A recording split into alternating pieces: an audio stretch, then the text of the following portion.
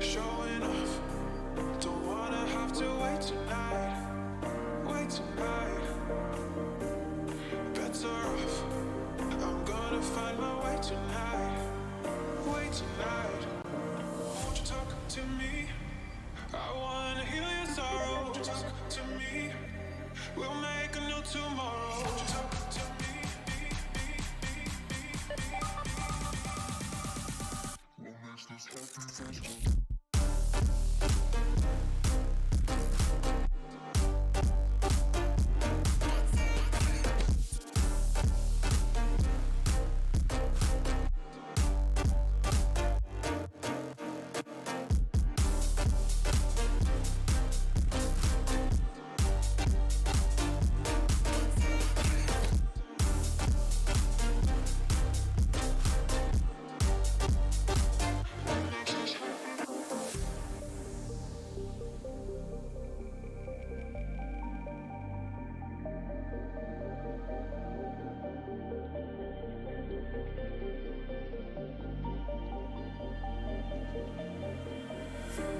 Showing off, don't wanna have to wait tonight. Wait tonight, better off. I'm gonna find my way tonight. Wait tonight, won't you talk to me? I wanna heal your sorrow. Won't you talk to me? We'll make a new tomorrow. Won't you talk to me? What makes this happy face?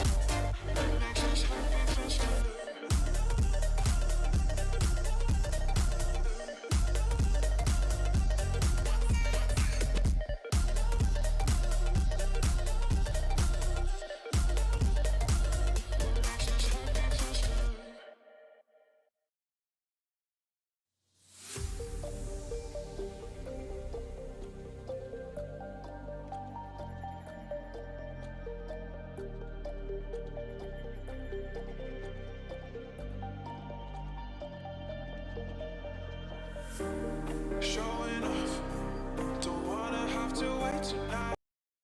All right, good evening. Here we are. Oh, where's my captions? Oh, that's right. I had to reboot earlier. And now everything's messed up. Which means I don't have a proper link either. So we will have to fix that here real quick. Okay, that should be... Come on. There we go. Should be good. Is it? Is it good? Yes, it is. All right. So there we go. Captions are running.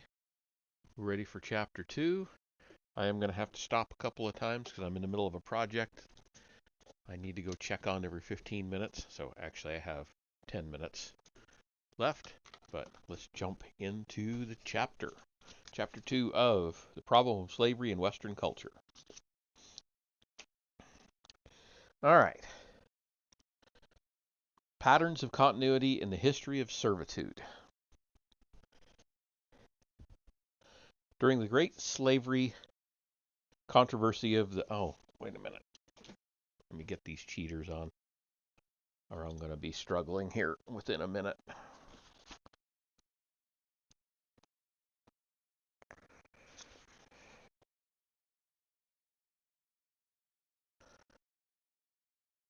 During the great slavery controversy of the 19th century, abolitionists took pains to emphasize the uniqueness of an institution that subjected one race to the unlimited power of another. Their opponents were equally fond of arguing that Negro slavery was not essentially different from historical varieties of bondage and serfdom. On this issue, at least, modern historians have tended to side with the abolitionists, particularly since the publication in 1947 of Frank Tannenbaum's Slave and Citizen. The most original and thoughtful studies have supported the view that slavery in British America had little in common with previous forms of servitude and was far harsher than the Negro slavery in Latin America, where Old World customs and institutions preserved a more traditional form of bondage. It has been suggested that as the emerging forces of capitalism and democracy dissolved, European notions of social rank, one of the unhappy byproducts was an unmitigated form of slavery. If the salient traits of North American slavery were indeed unprecedented, we might suspect that abolitionist movements were a direct and almost reflexive response to an iniquitous innovation. The absence of such movements in other slave societies would only lend support to this conclusion, and would indicate that Europe's historical experience with slavery had no relevance to the controversies of the late 18th and 19th centuries. On the other hand, if it could be shown that recent studies have tended to overlook certain continuities and common features in the history of servitude, we should have more difficulty in accounting for the sudden emergence of anti-slavery thought. Since the history of slavery is an immense and complex subject, and since the purpose of this chapter are necessarily limited, purposes of this chapter, sorry, it is well to begin by summarizing our principal arguments. First of all, we shall not imply that slavery in North America lacked distinctive characteristics, such as its racial bias and its legal barriers against manumission. But because of the number of variables, the conflicting and inadequate evidence, and the lack of rigorous comparative studies, we simply do not know enough about the actual treatment of bondsmen in different societies to warrant precise generalizations on the relative severity of slave systems. This is not to say that all bondage was equally oppressive. No doubt a harsh form of chattel slavery was more likely to appear in expansive, fluid societies such as the Roman Republic and the United States, but one should not idealize the condition of bondsmen in feudal or patriarchal societies where there was often a risk of the cruelest punishment and sudden death.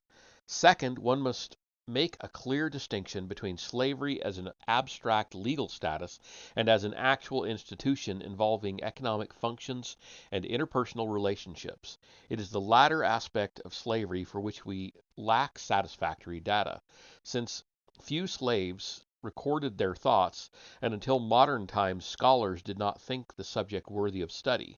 We know considerably more about slavery as a legal and philosophic concept, and as a result of the generalizing tendency of books and systems of law, the idea of slavery was less subject to regional variation and historical change than was the institution itself. The discrepancy between the two should not lead us to conclude that the persistence of the idea of slavery was unimportant. Medieval jurists might fail in their efforts to fit serfdom within the framework of Roman law, but they handed down legal concepts which became more applicable to the African slave trade of the 15th century. Third, there was more institutional continuity between ancient and modern slavery than has generally been supposed. While it has sometimes been recognized that American slavery had much in common with that of Greek and Roman antiquity, the apparent disappearance of chattel servitude in Europe seemed to preclude any theory of direct influence. But the question of continuity assumes new meaning when we learn that true slavery persisted as a viable institution around the edges of medieval Europe, in Spain, in the vast Muslim world, in the Byzantine Empire, in Kievan Russia, and that for the 13th century to the late 15th century, an international slave trade flourished in the Black Sea and the Mediterranean. Fourth, a comparative analysis of historical forms of servitude reveals precedents for most of the striking traits of American slavery. As we have already suggested, this does not mean that American Negro slavery was the same as earlier varieties of servitude. But although American slavery was shaped into a distinctive pattern, few of its features were unique to the New World. Previous forms of servitude bore enough resemblance to the South's peculiar institution to warrant the main criticisms of the abolitionists. Despite great historical diversity in such matters as employment, manumission, and the differentiation of bondsmen from other classes, the very ways of defining and regulating the institution show that slavery has always raised certain fundamental problems that originate in the simple fact that the slave is a man. In general, it has been said that the slave has three defining characteristics. His person is the property of another man, his will is subject to his owner's authority, and his labor or services are obtained through coercion. Since this description could sometimes be applied to wives and children in a patriarchal family, various writers have added that slavery must be, quote, beyond the limits of the family relations, end quote. Certain other attributes derive from the definition of the slave as movable property. His status does not depend on his relation to a particular owner and is not limited by time or space. His condition is hereditary and ownership in his person is alienable. I have to say I absolutely disagree with his point on women and children being by a certain definition, slaves in a patriarchal family. Bullshit. They just all had their jobs. Anyway, laws defining the regulating slavery have nearly always come long after the institution has been established. For this reason, we cannot assume that slavery did not exist prior to such laws, as a recognized system of laws, practices, and expectations, nor can we assume without definite evidence that specific legislation changed the actual status of slaves. Yet, even before the 18th dynasty in Egypt, the slave was legally defined as a thing, and the same conception prevailed in Babylonia, Assyria, Greece, Rome, India, China, and parts of medieval Europe. As laws governing chattel property evolved from the earliest civilizations, it was almost universally agreed that a slave could be bought, sold, traded, leased, mortgaged, bequested, presented as a gift, pledged for a debt, included in a dowry, or seized in a bankruptcy. For more than 3,000 years, these legal characteristics of bondage changed very little, and in the Western world it was the Roman law that gave a systematic and enduring form to the rights of masters and slaves. How am I doing? Okay. In most respects, it was convenient to regard the slave as a res, as a beginning without, as a being without rights or family, or even a name other than the one given him by his owner. The Romans merely systematized the practice of many nations when they ruled that a slave could not make a will or formal accusations in criminal charges, or appear as a witness in most civil cases. But there were times when the law could not ignore the bondsman's human capacities. Slaves were universally punished for delicts, and many nations allowed them certain legal capacities and afforded them at least theoretical protection against murder and severe bodily harm. It was for this reason that the Roman jurists quite openly acknowledged that the slave was both a person and a thing. All right, I will be right back. Just take a minute.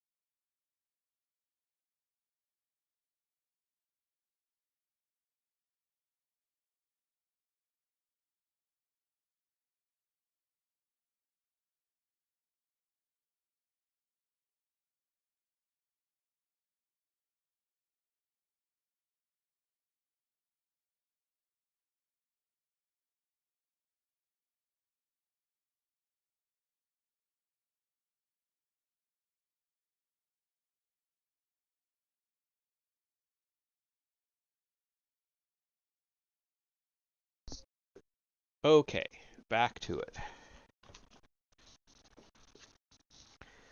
Like I said, it wouldn't take but a minute.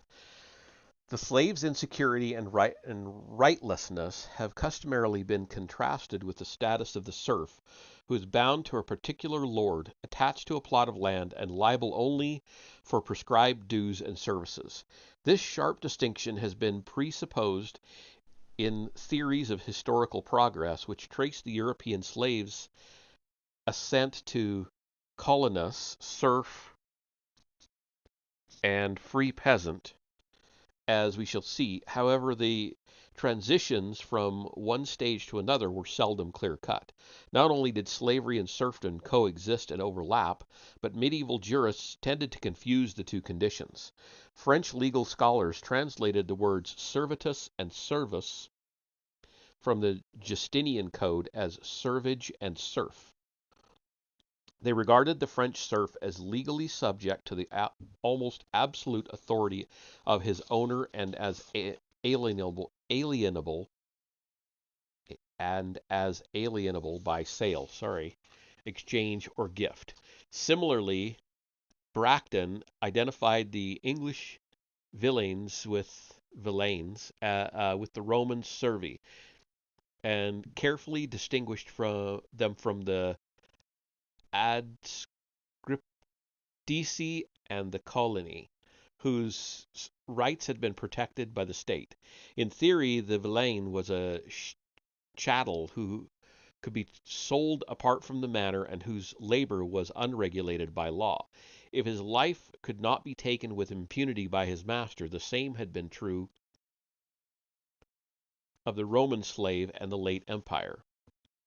There was, of course, an enormous gap between the legal status of the villein or serf and his actual condition in a feudalistic society.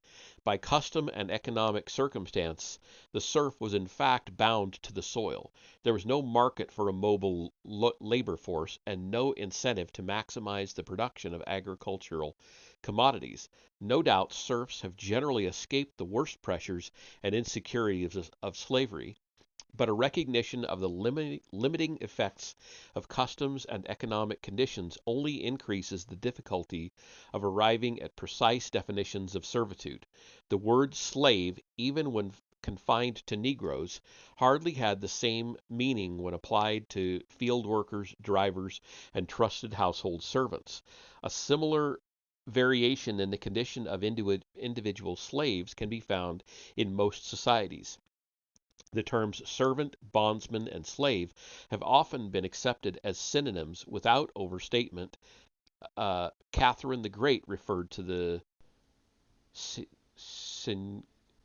seigneurial peasantry of peasantry of Russia as slaves. I'm not familiar with that word. I'll have to look it up.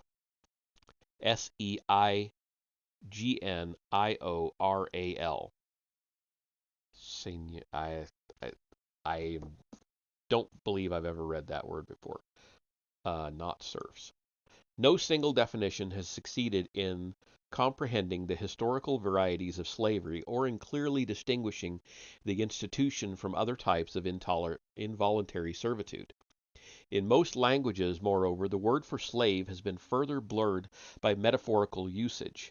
Thus, in Shakespeare, quote, "Let me be a slave to achieve that maid," end quote. And another quote, "Purpose is not the slave to memory," end quote. And the third one, "But thought's the slave of life, and life time's fool," end quote. Yet even such figurative meanings suggest that men have always recognized slavery as a kind of ultimate limit in independence and loss of natural freedom, as that condition is in which man most closely approximates the status of a thing.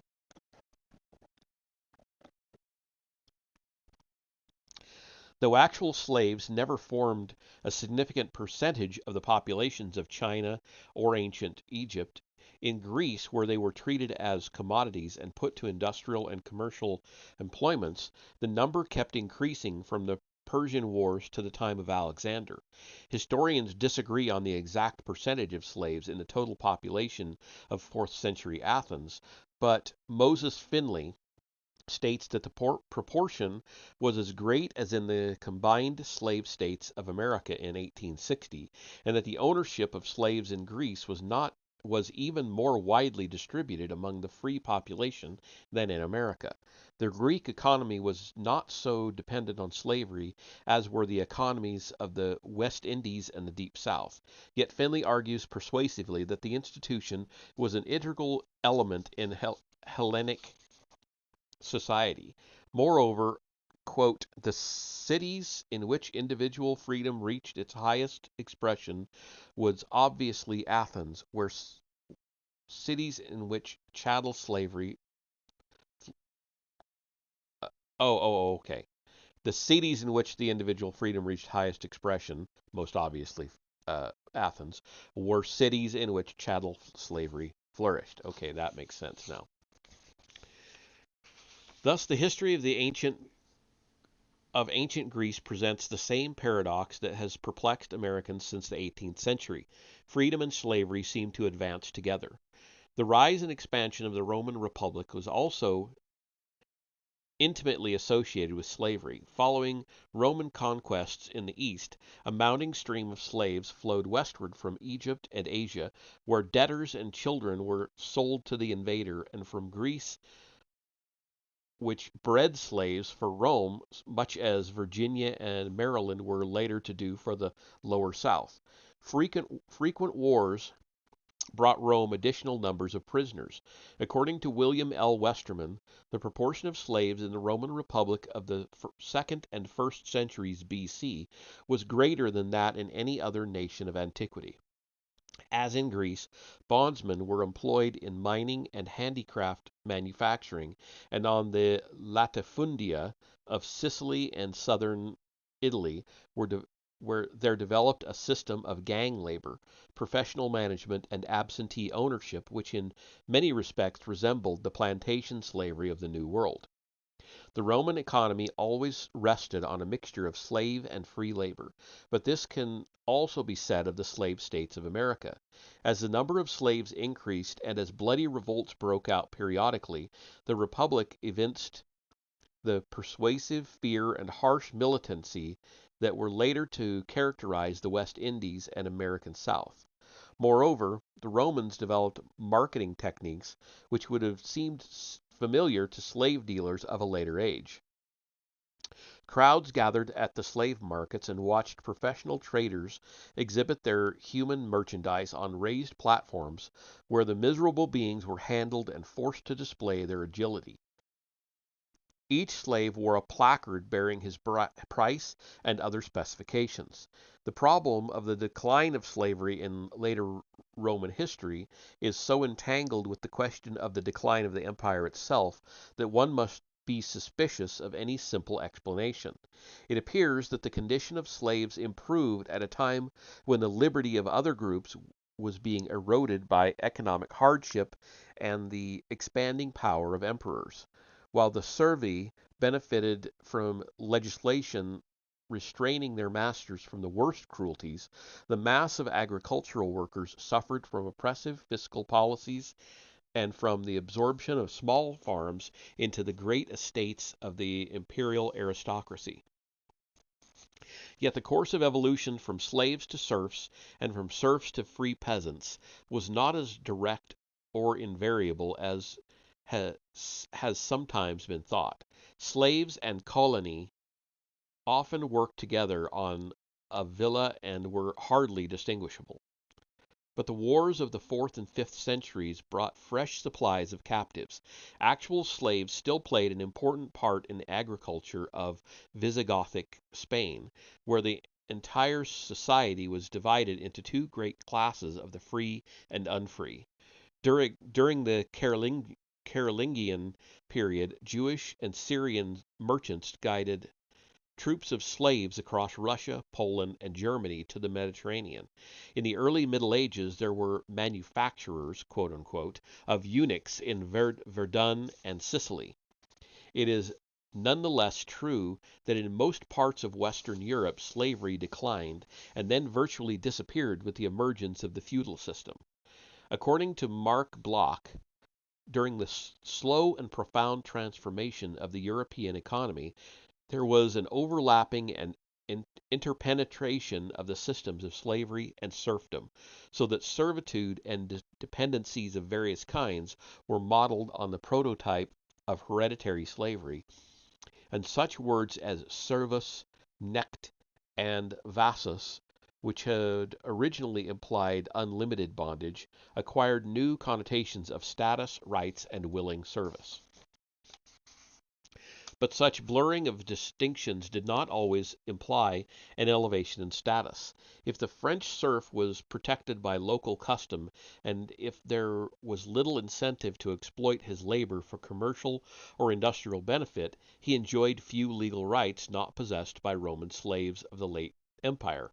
As we have suggested, the revival of Roman law also revived the concept of chattel slavery, which medieval jurists took as the proper model for serfdom. Defined as movable property, the French serf was in theory subject to the almost unlimited disciplinary power of his owner. In court he could testify only against another serf.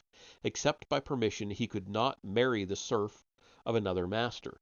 Under Lombard and Frankish law, the child of parents of mixed status inherited the lower condition, but by the 19th century French courts, except in Burgundy, had extended the Roman rule of partus sequitur ventrum to serfs, and while true serfdom had begun to disappear in western France by the 11th century, it later spread through most of the regions to the northeast and southeast of Paris, where by the 14th century it was the basic system of labor. In such areas as Lombardy and Piedmont, domestic slaves persisted as a class distinct from the dependent peasantry, and though serfdom declined in western Germany during the late Middle Ages, it became entrenched east of the Elbe in a form close to slavery.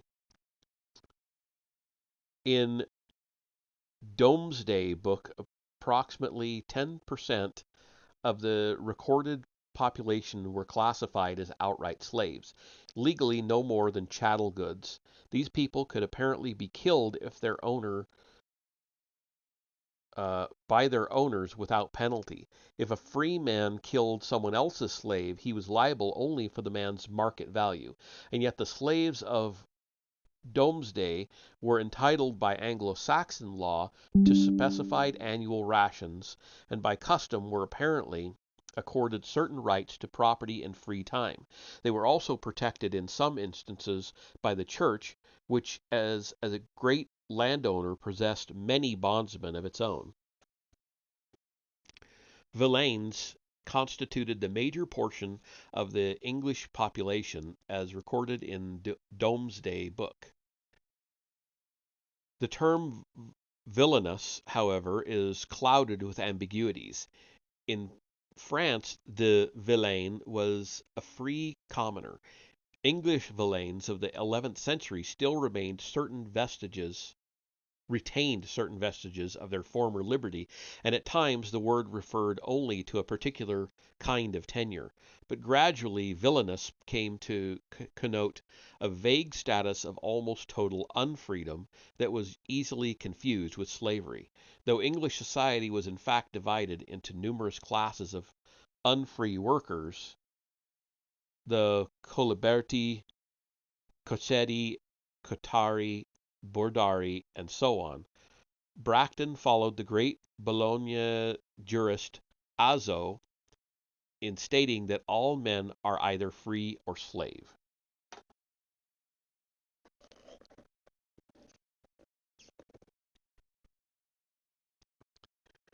Okay, I got enough time. The discrepancy between English institutions and Roman legal concepts makes it difficult to discuss villenage with any precision. The difficulty is compounded by the fact that true slavery virtually disappeared in England by the 13th century, while villeins continued to lose the remaining remnants of their former liberties. Like the slave, the Villain's person was owned by his master, who was theoretically free to use or dispose of his property in any way not specifically prohibited by law. In practice, however, the Villain found protection in the economic immobility of the manorial system. Custom ensured him certain privileges and secure expectations. The Church sanctified his marriage and accorded him the dignity of a human soul.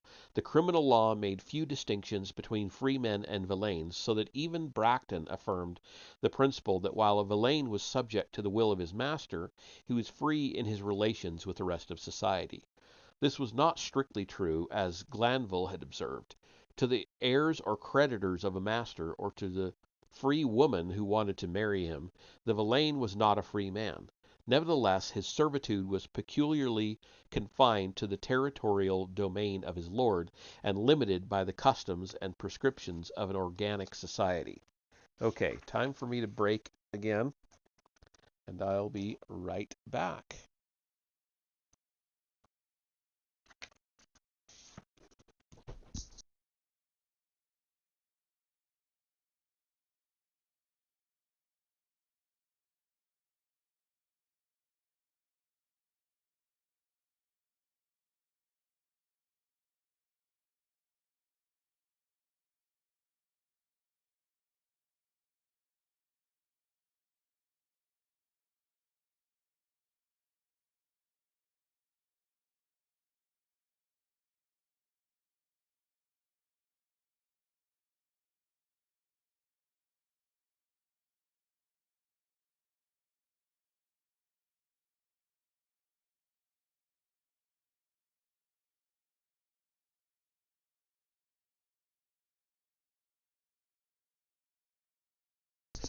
Okay, back to it again.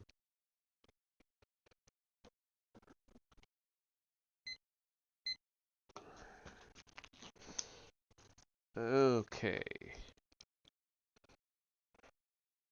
The significant point, however, is that villenage gave jurists and scholars an opportunity to keep alive Roman concepts of slavery. It was the vehicle, so to speak, which served to transmit legal notions of total subordination to the early modern era. The Dialogus de Scaserio, Glanville, Bracton, and the minor jurists of the late Middle Ages all tried to apply the Roman law of slavery to medieval serfdom. Glanville, for example, said that a villain could not buy his freedom since he could possess no money of his own. Glanville also tried to make villenage conform to the Roman rule of partus sequitur ventrum, though by the late 13th century English common law ruled that the status of servitude passed from the father. In the next century, courts decided that bastards must be deemed free, since the status of their fathers was unknown, but the same judges who applied the common law principle of favor libertatis also continued to think of villenage as essentially synonymous with Roman slavery. Despite the effects of enclosure, the widening of markets, the Black Death, and the Hundred Years' War, the legal condition of villeins remained virtually unchanged. When a shortage of labor and rising wages threatened to undermine the entire manorial system in the late 14th century, the ancient principles of servitude justified severe laws to keep workers on the land. Laws, of course, could not prevent economic transformation. During the 15th and 16th centuries, feudal services gradually gave way to rents, free contracts, and monetary payments. True villenage became economically obsolete, and yet the legal principle of slavery survived as a weapon of social control. In 1547, for example, it was possible to enact a temporary law stating that vagabonds who attempted to escape from enforced service were to be branded on the forehead with the letter S, which signified that they would be slaves for the rest of their lives. Hello, and Tempest. I see it's a 7, but how are you tonight?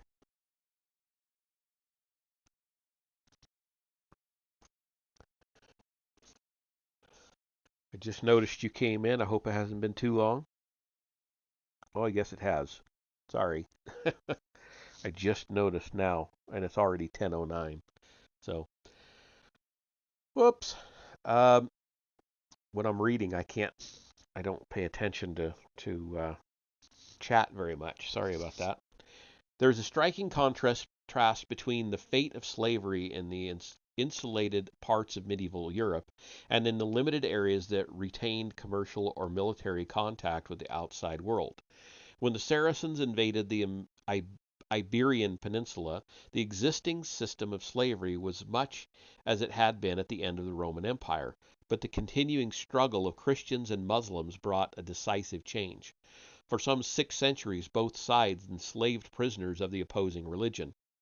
As the servile class of Christians rose gradually to various stages of serfdom, the lowest order of labor was filled by Muslim captives.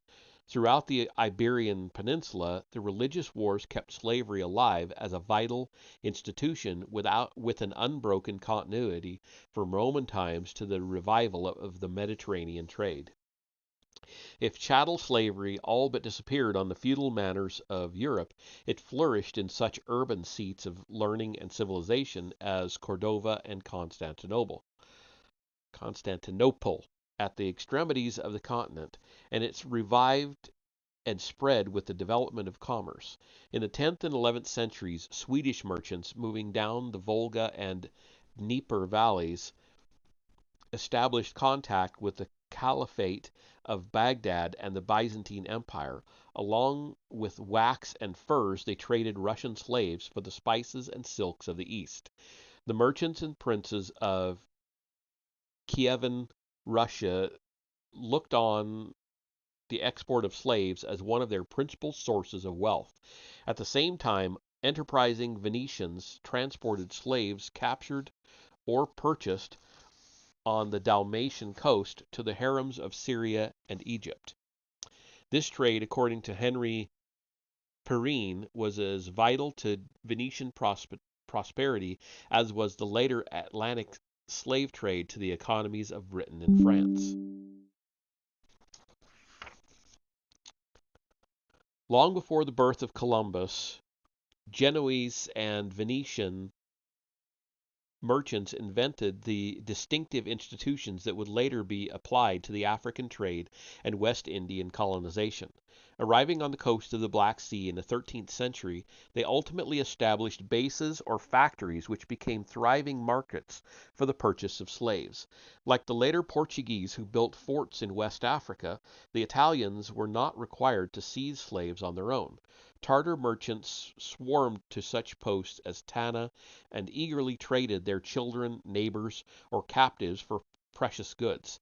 The Italians not only created joint stock companies, commercial bases, or fondaci, and highly organized slave trade, but in the colony of Cyprus they established plantations where imported bondsmen were employed in the cultivation of sugarcane. By 1300, indeed, there were Negro slaves on Cyprus, which had become virtually a prototype for the West Indian colonies. In the words of Charles Verlinden, l'économie esclavagiste de colonie I'm not going to finish that. It's all in French that I will just butcher beyond recognition anyway. Much is yet to be learned about the continuities between trade in the Mediterranean and Atlantic, but it is significant that later colonizing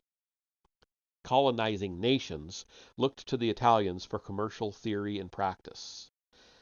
That there were close trade relations between Venice and England, that certain Genoese merchants who owned slaves on Cyprus played an important role in developing commerce in the Atlantic, and that Italian sailors and merchants who were familiar with the Black Sea and the eastern Mediterranean were attracted to the first Spanish and Portuguese ventures at exploration.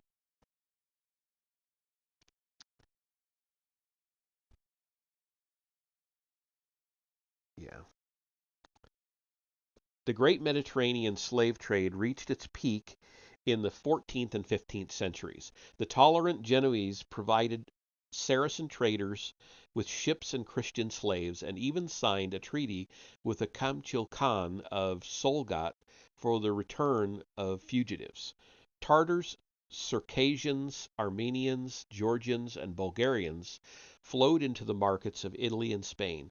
The splendor of Venice and Tuscany, like that of ancient Rome and Athens, was intimately associated with slavery.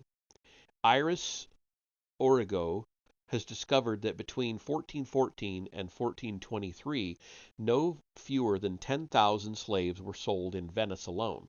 In the 14th and 15th centuries, they formed a significant proportion of Tuscany's population, and in Florence, it was common for petty shopkeepers and even nuns and priests to own a slave.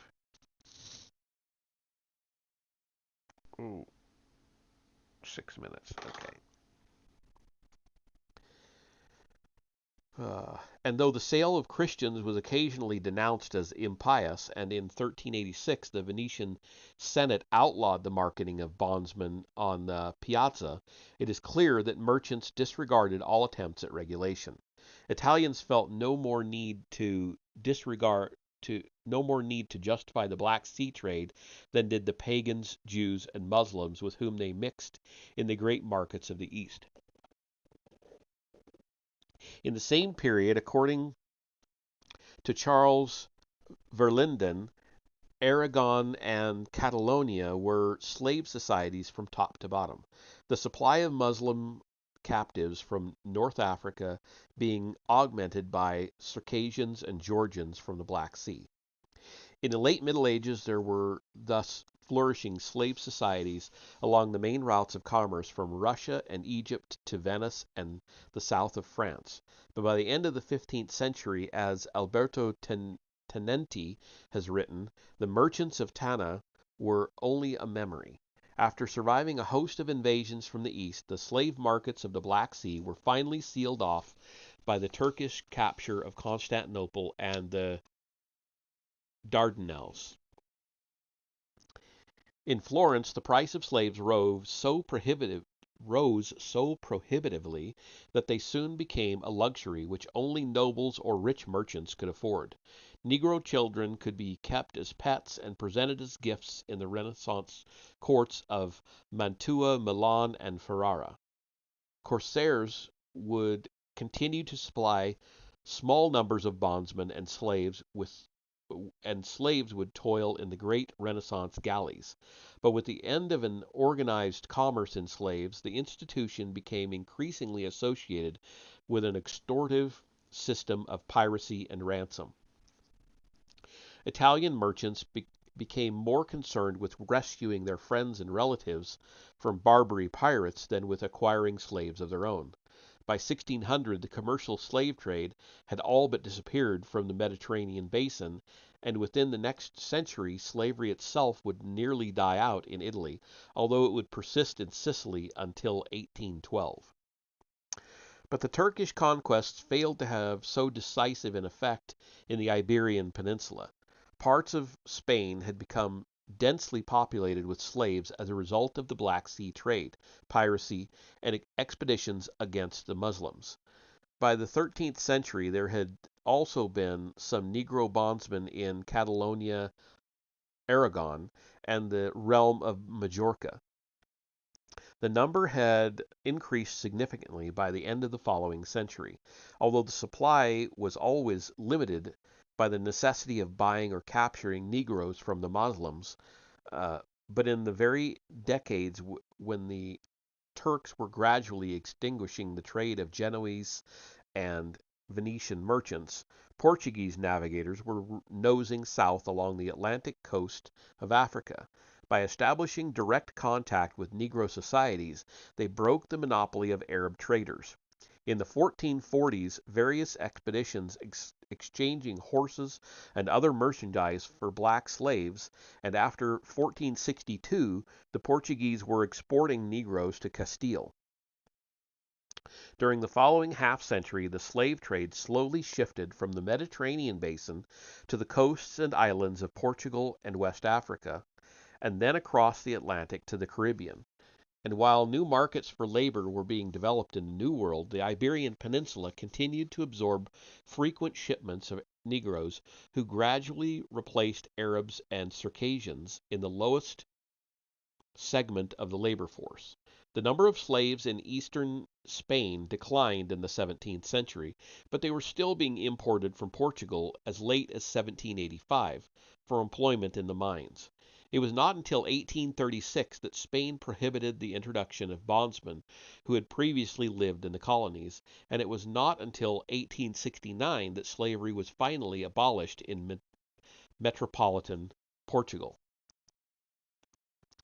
Even such a compressed summary suggests important lines of continuity between the history of servitude in Europe and America.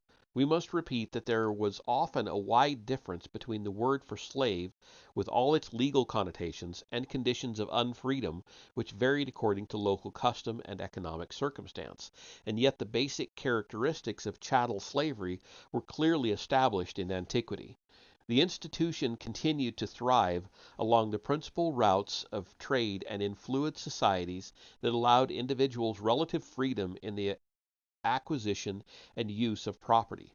In the history of American colonization, if the history of American colonization can be said to begin with the revival of commerce in the Mediterranean, American slavery can be traced back to the Italian merchants who followed the example of their Roman forebears and transported foreign captives to the most profitable markets.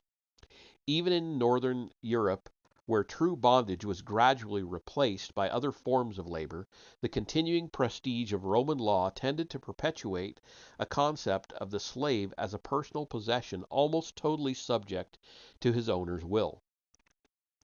But in the Mediterranean world, as in Asia and Africa, human bondage was accepted throughout an entire society. Even when defined as chattels and cruelly treated, slaves were looked upon as a normal class within the body body politic. They were as much a part of the social order in Tuscany and Spain at the beginning of the modern era as they had been in ancient Greece and Rome. When the Spanish and Portuguese transferred slaves to the New World, the Atlantic formed no barrier between domestic and colonial institutions. Yet by the 17th century, when the slave trade became as vital to the expansion of France, Holland, and Britain as it had been for Spain and Portugal, bondage had almost disappeared from Northern Europe. Okay, another break here, real quick. I'll be right back.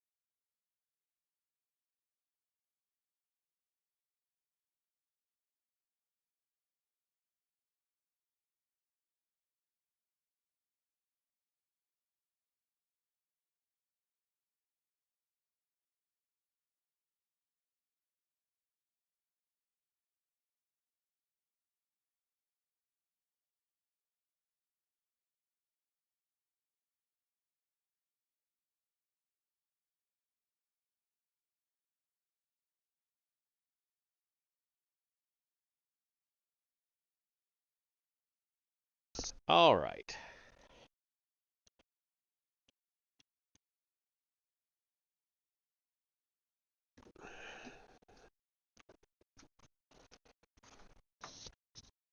Oh, gotta start my timer again. There we go. Okay. Furthermore, when the bourgeoisie had struggled against the feudal system, they had not only won privileges and personal freedom within the towns, but had established the principle that a degree of liberty was inherent in the very air or soil of a municipality. Stadtluft, said the Germans, macht frei. Um, frei. Yeah, frei. As early as the 12th century, the city of Bremen became a sanctuary for established serfs or slaves who were deemed free after residing for 1 year and a day within the city walls. By the next century, a similar privilege was given to English chartered towns, and ultimately the concept was extended to include entire nations. In 1538, a Greek slave brought to France by an Italian merchant was declared free under the common law, and in 1571 the Parliament of Guyenne, in an attempt to generalize the custom of Toulouse to the whole realm, ruled that "la France met de la liberté," um, something else that I'm not going to bother butchering. In one sense, slavery was more appropriate to an open commercial society which valued the perpetuity and easy transferability of relationships than to a feudal society, with its limits of place and tenure. But when the privileges of corporate bodies were extended to entire nations or even empires, they inevitably collided with the principle of slavery. The notion that a slave was instantly liberated if he touched the free soil of France or England would cause considerable difficulties when colonists returned to the mother country with Negro servants. In both countries, the courts vacillated in their judgments and endeavored to find a compromise. But Spain and Portugal were not faced with this troublesome question until late in their imperial history. They were the transitional link between slavery as it had existed throughout history and slavery as it developed in America. In the new colonies, the traditional dualism between the world of slaves and the world of the free, which had always been encompassed within a single state, was made both geographic and racial. The problem of a house divided against itself originated when burghers and merchants used their hard-won liberty to launch expeditions for the enslavement of a different race. In no ancient society was the distinction between slave and free man so sharply drawn as in America. Marriages between male slaves and free-born women were common in ancient Babylonia, and the children of any mixed marriages were apparently considered free. For Homer, the contrast between aristocrat and commoner was the vital distinction. He used the word drester indiscriminately for servants and laborers, both slave and free. The Thetes, in the eyes of Achilles, formed the lowest social order, for unlike slaves, these uprooted workers were not true members of a household. The harsh slave codes of many societies were mitigated by the fact that masters and bondsmen were of a common race and shared a culture in which permanent social inequalities were accepted as the obvious will of Providence. But precisely because it was difficult to treat men of one's own tribe as no more than animals, the survival of true slavery required some form of social or psychological discrimination. It is not surprising to find that house-born servants in the ancient Near East enjoyed privileges denied to purchased bondsmen or prisoners of war, though all were legally of the same status. In most primitive societies, slaves born within a tribe fared much better than those bought or captured from foreign groups. In the Sumerian tongue, the very words for slave meant male or female of a foreign country. This may be taken as evidence both of man's ethnocentrism and of slavery's ultimate dependence on real or simulated ethnic barriers. The most portentous discrimination, perhaps, was that in Leviticus. Hebrew slaves were to be treated as hired servants until the year of Jubilee, when by the law received on Sinai they were to be freed. At all times, aliens holding Hebrews in bondage were to allow their redemption by relatives, but non-Hebrew slaves were not to benefit from such protective regulations. As the commandments were later interpreted in rabbinical law, Jews were reminded of their own deliverance from Egyptian bondage and exhorted to treat their Hebrew slaves as brothers. As a rigid distinction persisted between the Israelite and the alien bondsman, much later the Muslims, they keep spelling it Moslems, so I'm going to start pronouncing it that way. Much later, the Muslims adopted a similar differentiation. Captives of their own faith were not regarded as true slaves, and except for being barred from holy offices and pilgrimages, enjoyed religious equality with free men. Infidels, however, were in most respects treated as chattel goods. While Christian practice was complex and must be discussed more fully in subsequent chapters, we may note that paganism and religious infidelity were the prime excuses for enslaving non-Europeans. Although slaves in most ancient societies were not distinguishable by skin color or other racial characteristics, their masters often marked them with visible symbols of their lowly status. No doubt the original purpose of such labeling was identification and prevention of escape. Some slaves merely had their heads shorn or wore an identification tablet of clay or metal, which could be broken when they were freed. But more permanent branding or tattooing was also common in Egypt. The Neo-Babylonian Empire, Roman Sicily, and even 15th century Tuscany. From the earliest times, such skin markings became indelible signs of a servile status and suggested a deformity of character which deserved contempt. Sounds to me like maybe Hitler borrowed that concept for branding the Jews. The Chinese were, for example, used mutilation and tattooing to mark off their slaves as a base of ignoble class and automatically imposed such stigma on succeeding generations. In later centuries, men would come to regard darkness of skin as a brand which God or nature impressed upon an inferior people.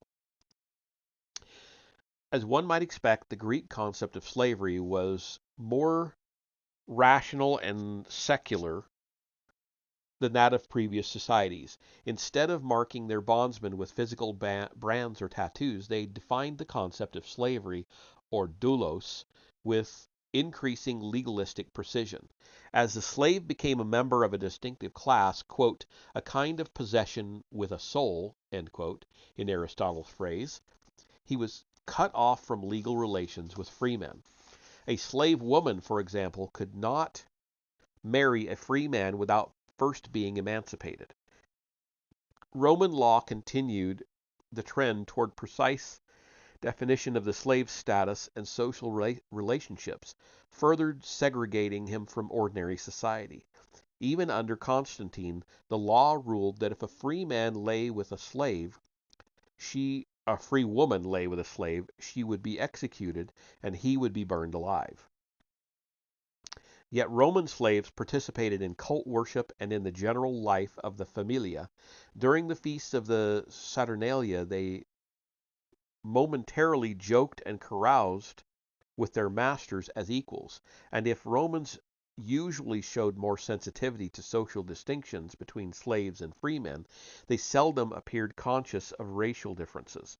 As evidence of a lack of racial prejudice, Westermann quotes an inscription in which a Negro slave is praised by his master. Quote, the darkness of the Negro's skin was caused by the rays of the sun, but his soul bloomed with white blossoms. End quote. This is a remarkable anticipation of William Blake's lines, quote, my mother bore me in the southern wild, and I am black, but oh, my soul is white. End quote. Without doubting the general truth of Westermann's argument, we may still observe that Blake's poem can hardly be taken as evidence of a lack of racial consciousness in English society, and that the dominant thought in both cases is that a Negro's soul may be white, in spite of his color, and that white is somehow better. Racial distinctions were more important in the Arab world and in Mameluke Egypt, where Negro slaves were far more numerous than in the Roman Empire.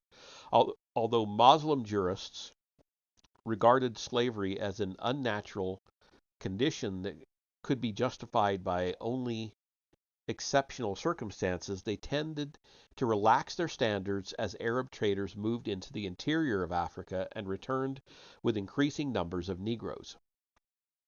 Muslims not only accepted the legitimacy of Negro enslavement, but were inclined to think of black Africans as a docile race who were born to be slaves.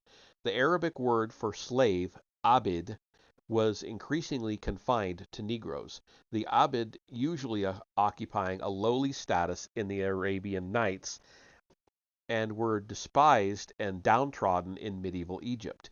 In the 15th century, Egyptian Mamluks were outraged when the Sultan gave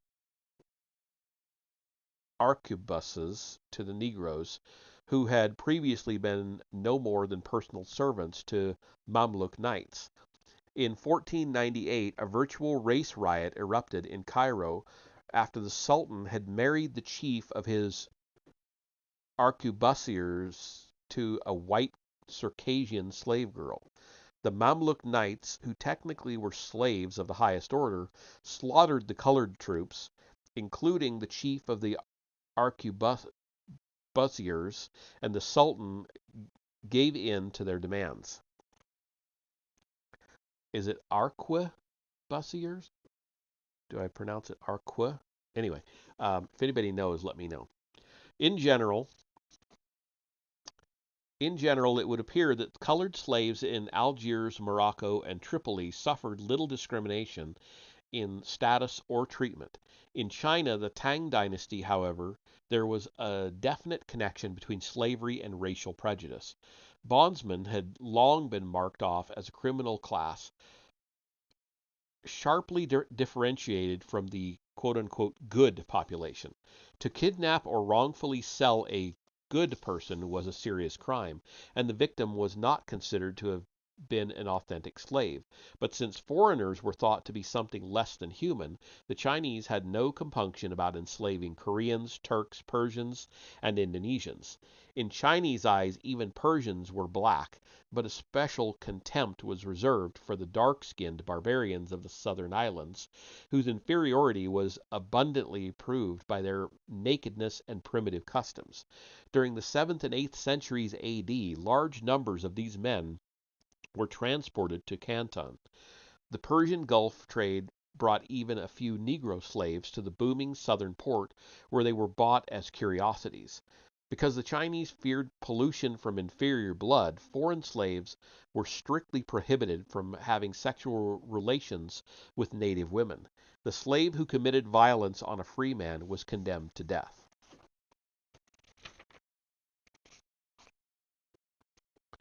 It is often assumed, here, let me check my time. It is often assumed that such ethnic and racial distinctions were totally absent from European servitude.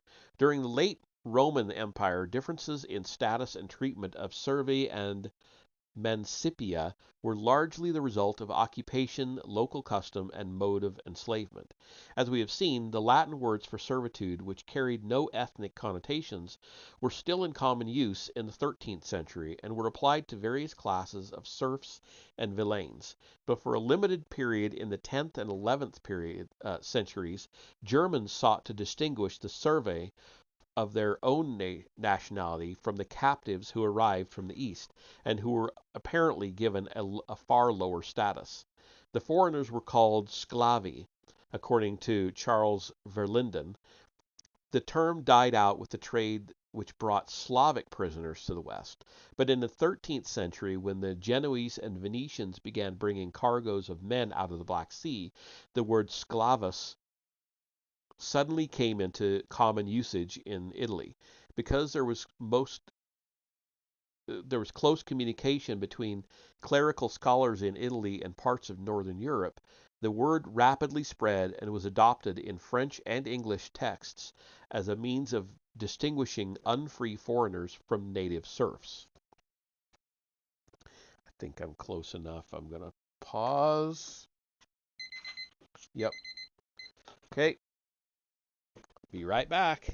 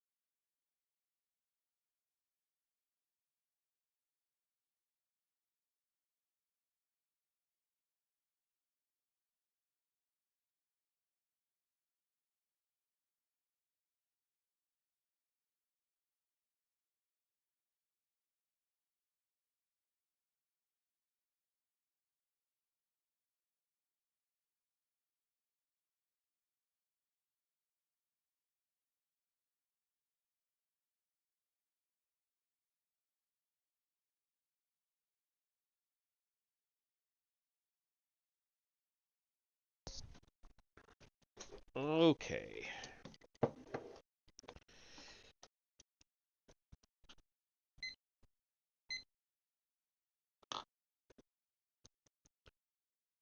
Jump back on here.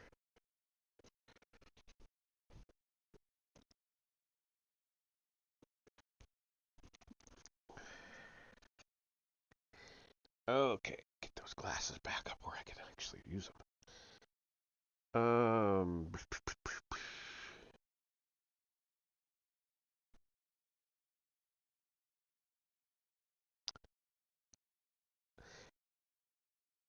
Okay. In the Iberian Peninsula, the terms Saracenus and Captivus had gradually replaced the more neutral service. Service, and were still the common expressions for a slave. Wow, and were still the common expressions for a slave during the 13th century. As a result of the Mediterranean slave trade, "sclavus" was increasingly adopted in Spain by the following century. It was not until the 15th century, however, that the escravo won acceptance in Portugal. And if etymologically the word was inappropriate for Negro slaves, it is surely significant that a term which originally suggested a foreign bondsman came into common use in Portugal at the very moment when Negroes were beginning to fill the lowest rank of the servile order. Compared with the French and English, the Iberians were no doubt tolerant of racial differences. Sorry, were no doubt tolerant of racial differences, and were eventually able to assimilate much of their colored populations. Yet from the start, the Moors and Negroes were uh, not only formed the lowest ranks of slaves, but had a profound effect on the general character of servitude. Negro slaves in Portugal, for example, were frequently refused burial, and in 1515 the king ordered that their bodies be thrown into a separate common ditch, the Poco dos Negros. Uh, in parts of Spain, they must have been marked off as a separate group even after emancipation, since free Negroes in Barcelona and Valencia founded religious welfare associations which provided for decent burials.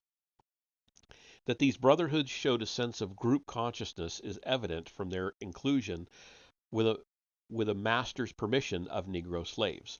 Moreover, legislators in 16th century Spain were much concerned over the supposedly subversive character of free Negroes, and the Cortes went so far Cortes to propose that freedom be prohibited from living outside the region freedmen be prohibited from living outside the region where they were known and be punished with 100 lashes if they greeted or fraternized with slaves. In Portugal, freedmen remained a legally separate class until 1878. Such evidence suggests that while slaves were more sharply differentiated in North America than in other societies, slave systems have often rested on discriminations of various kinds. Indeed, a comparative study of slave societies reveals not only the diverse means by which free men dissociated themselves from bondsmen, but the essential components of the later American concept of servitude. The primitive effort to mark or brand the slave with some physical emblem of his status. The change from the Greek concept of a drester, who was simply one who worked or served, whether slave or free, to the doulos, who was a clearly defined slave, and the member of separate class. The attempts in Roman law to deny the manhood of servi by refusing to recognize the legality of their human relationship with free men. The Hebrew and their Christian distinction based on and the Hebrew and then Christian distinction based on religion and nationality, the shift in usage in the 13th century from the Latin servus to sclavus and esclave, which signified foreign origin, and finally the incipient discrimination against Negro slaves in parts of the Arab world and in the Iberian Peninsula, where the institution flourished at the beginning of the modern era.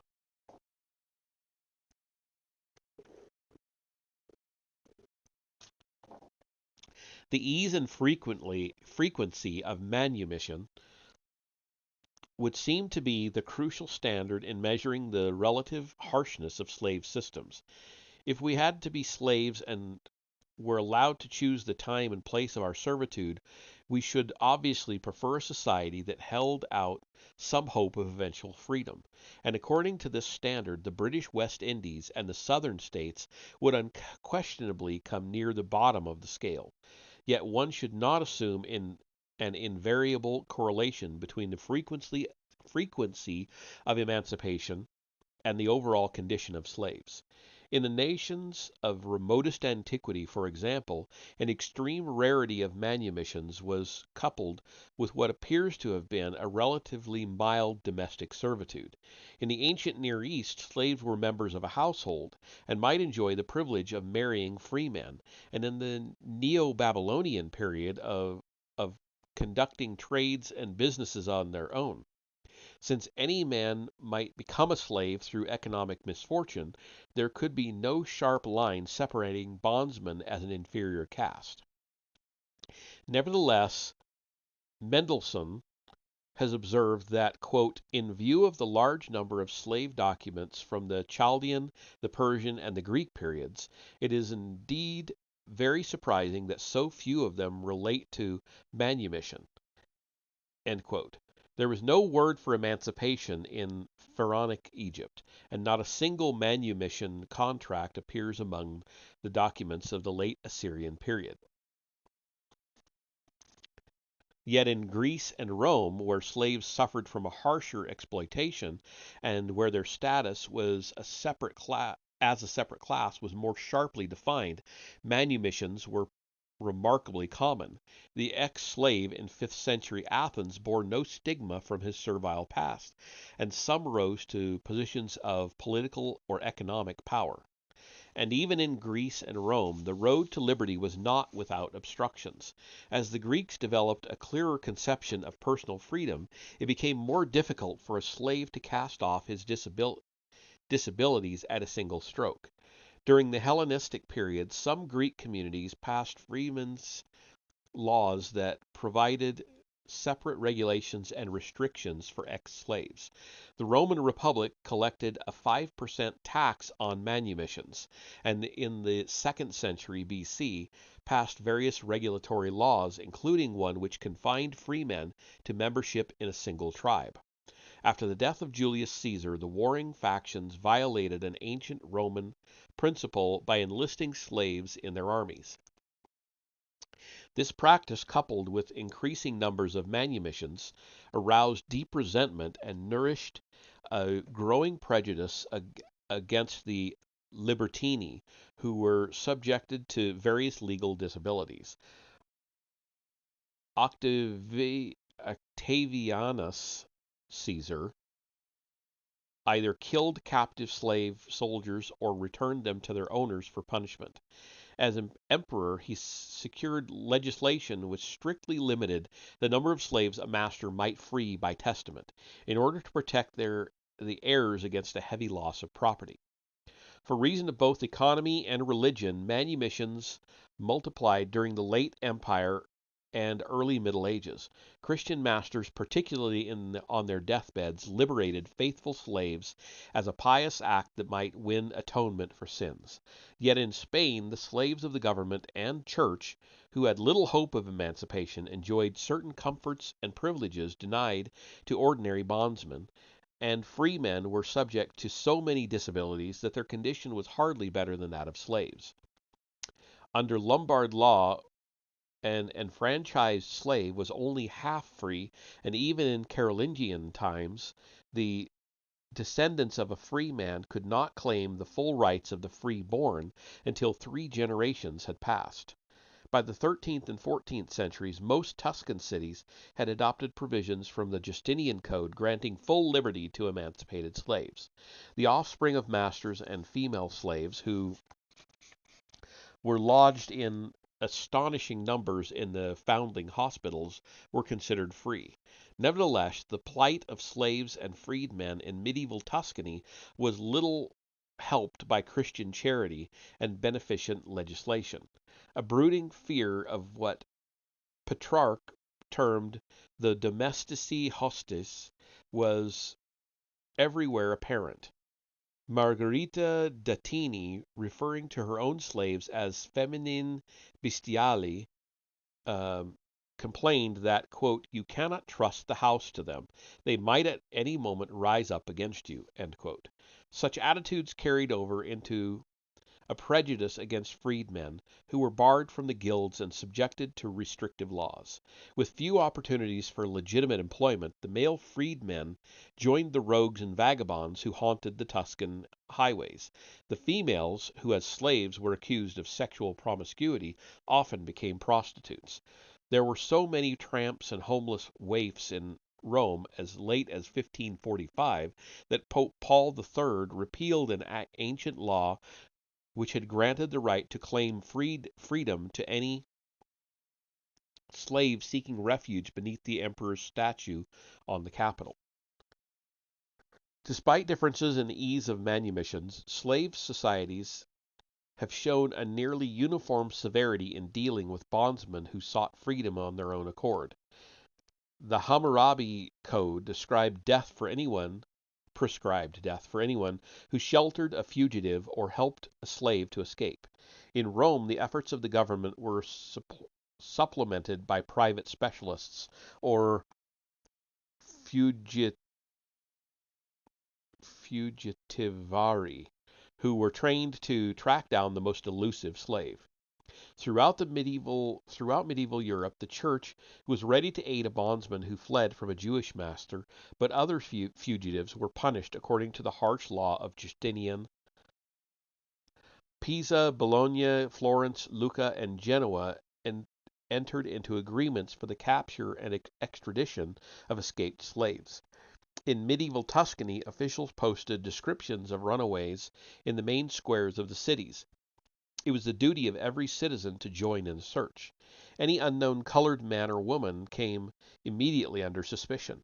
A decree of 1452 ruled that any man who concealed a slave for 3 days or more would be hanged, and when a slave was finally caught, he was tortured and disciplined according to his master's wishes. If a few privileged slaves were to be cleansed of the stain of bondage, it was always to be on the terms of the master class.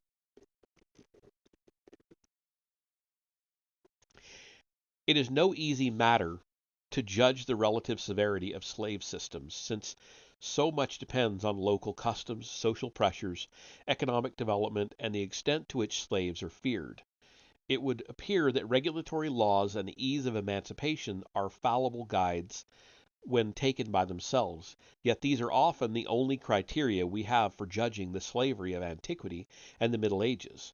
Our picture of North American slavery, on the other hand, rests on a wealth of traveler accounts and evidence accumulated by anti-slavery writers.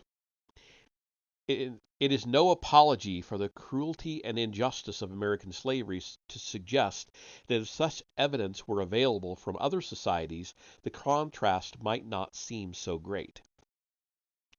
The difficulties in evaluating slave codes can be illustrated by an apparent contradiction in the trends of North American law as it evolved from the late 17th to the mid-19th century. On the one hand, the slave codes reveal a stiffening opposition to emancipations of any form. In 1712, South Carolina not only allowed a master to free his slave, but invited Negroes illegally kept in bondage to present their claims to the governor and council. The Consolidated Slave Act of 1740 continued the provisions for a Negro's appeal for freedom, but added that the presumption would always be against him, and prescribed punishment for making a false claim. It was not until 1800, however, that private manumissions were limited to deeds, and required an examination of the slave's character by a magistrate and freeholders. In 1820, the state tried to prohibit all emancipations except by special acts of the legislature, but it was not until 1841 that a law voided testamentary manumission. The pattern was similar in most of the southern states. By the 1850s, legal enfranchisement was difficult, if not impossible, and the Virginia Constitution of 1851 went so far as to prohibit the General Assembly from freeing any slave, including those who were yet to be born. Okay, one more time here, real quick before I do. Two, 3, 4 pages left to go. I'll be right back. This should be the last break for this reading. So I'll be right back.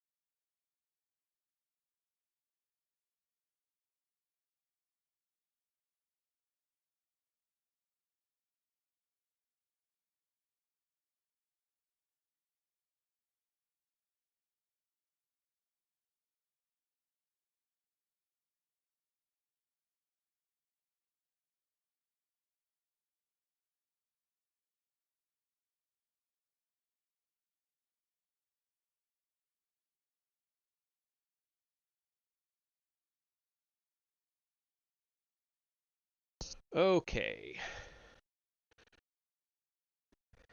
That should be the last time. We've only got 4 pages. I should be able to get through this pretty easily. Uh, Including those who are yet to be born. On the other hand, the same codes of law show an increasing concern for the life and welfare of slaves. Until well into the 18th century, it was no crime in South Carolina, for an owner to kill or mutilate his slave in the ordinary course of chastisement. Until 1788, the laws of Virginia assumed that since no master could destroy part of his estate with malice prepense, the killing of a slave was not felonious. In 1740, South Carolina ruled that a man who willfully murdered his own or someone else's slave should pay a fine of £700. The amount was cut in half for killing a slave in the sudden heat of passion. Yet the Georgia Constitution of 1798 put the killing or maiming of a slave on the same level of criminality as the killing or maiming of a white man.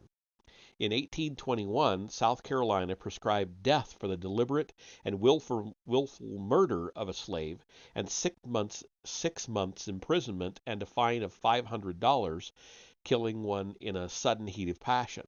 By the 1850s, most southern states provided heavy fines for even the cruel treatment of slaves. Of course, few Southerners suffered the penalties of these laws, since juries were reluctant to convict, and slaves, who were often the only witnesses to such crimes, were barred from testifying against white men.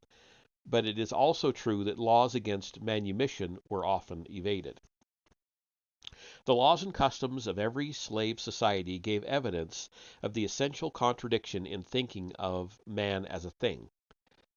Despite historical and cultural variations, slaves have generally been defined as chattels, personal, in, incapable of legal marriage, property ownership, or judicial testimony. They have been subject to the will and authority of a private or institutional owner. Their labor and services have been totally at the disposal of others. Yet unlike a machine or beast of burden, the slave was potentially capable of an infinite number of services, and in many societies, including the United States, his occupations were highly diversified. We have seen that even in antiquity, Governments were troubled by the problems of devising special criminal codes for slaves, of differentiating them from other social classes, of preventing the escape of fugitives, and of defining and regulating methods of emancipation. Except for certain Arab states, governments have also shown an extreme reluctance to allow slaves the use of arms. Bond women have always been the victims of sexual exploitation, which was perhaps the clearest recognition of their humanity. And most societies have been highly sensitive to the relations of free women and male slaves. Yet the master class has usually responded to the obvious humanity of slaves with contempt and prejudice. The white slaves of antiquity and the Middle Ages were often described in terms that fit the later stereotype of the Negro. Throughout history, it has been said that slaves, though occasionally as loyal and faithful as good dogs, were for the most part lazy, irresponsible, cunning, rebellious, untrustworthy, and sexually promiscuous. Let us entire Let us be entirely clear, however, on the essential point. No slave system in history was quite like that of the West Indies and the southern states of America. Marked off from the free population by racial and cultural differences, for the most part deprived of the hope of manumission, the Negro slave also found his life regimented in a highly organized system that was geared to maximize production for a market economy. But slavery in America was not unique in its central characteristics or in its underlying contradictions. Because slaves are men who are defined as things, the institution has always generated tension and conflict. In any slave society, an apologist could doubtless have pointed to a large number of humane masters and seemingly contented slaves. But if abolitionists had appeared in antiquity, they would have had little difficulty in compiling lists of atrocities that would rival the most grisly tales of the 19th century. Under the Hammurabi Code, a man who killed someone else's slave was merely required to pay compensation to the owner. The same rule appeared in Europe as late as the medieval Russian law. No biblical legislation prohibited the beating or maltreatment of bondsmen, though a Jewish owner might be liable to punishment if his slave died within 3 days of a severe chastisement. A master might kill his slave with impunity. However, in Homeric Greece, ancient India, the Roman Republic, Saxon England, Kievan Russia, and under certain circumstances in China and the former Han period. The Pali Canon, Tipitaka, provided no redress for a bondwoman who, forced to sleep with her master, had her nose and ears cut off by his jealous wife. The criminal law was almost everywhere more severe for slaves than freemen. The Roman government tortured bondsmen on the slightest suspicion of wrongdoing, and took over entirely the right of punishment for serious offenses. A slave who cohabited with his mistress faced certain death. A lingering death on the cross awaited the one who led or joined a revolt, and while a master's right to kill his slaves was somewhat restricted in 12 A.D. and finally abolished by Hadrian, Rome was notorious for ghastly atrocities. Vettius Pollio, for example, was said to have fed the meat of slaves to his pet fish. The reform legislation of the empire gives eloquent testimony of the power which masters had hitherto enjoyed. One law required magisterial approval for forcing slaves into deadly combat with animals. Others prohibited castration and the killing of slaves who were sick or infirm. And the later imperial laws were not always marked with Christian charity. In the late 4th century, Gratian ruled that a slave who accused his master of any offense other than high treason should immediately be burned alive, regardless of the justice of the charge. Even in medieval Italy, slaves were tortured by magistrates and whipped without restraint by masters. In Siena, a man who damaged a slave paid the same fine as if he had damaged a cow. Since there is no evidence that human beings in antiquity or the Middle Ages were better suited than 19th century Americans for the exercise of nearly absolute power over their fellow men, it would appear safe to conclude that the abuses and cruelties exposed by abolitionists were associated with slavery from its very origin. And that is the end of the second chapter.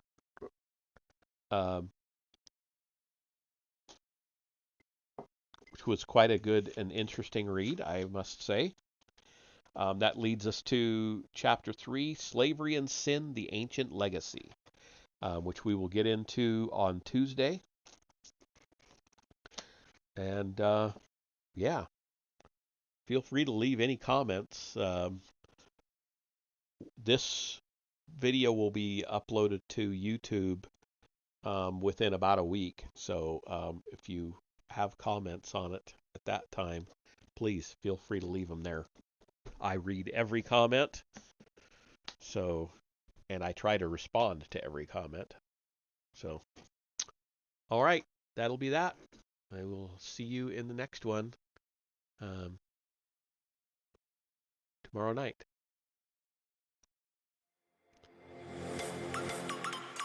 I think I might go ahead and raid someone.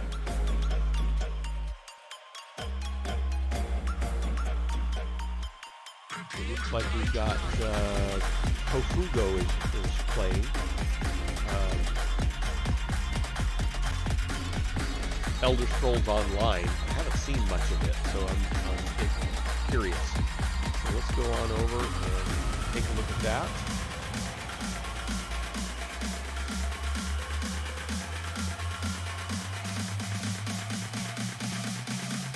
And I'll see you over there.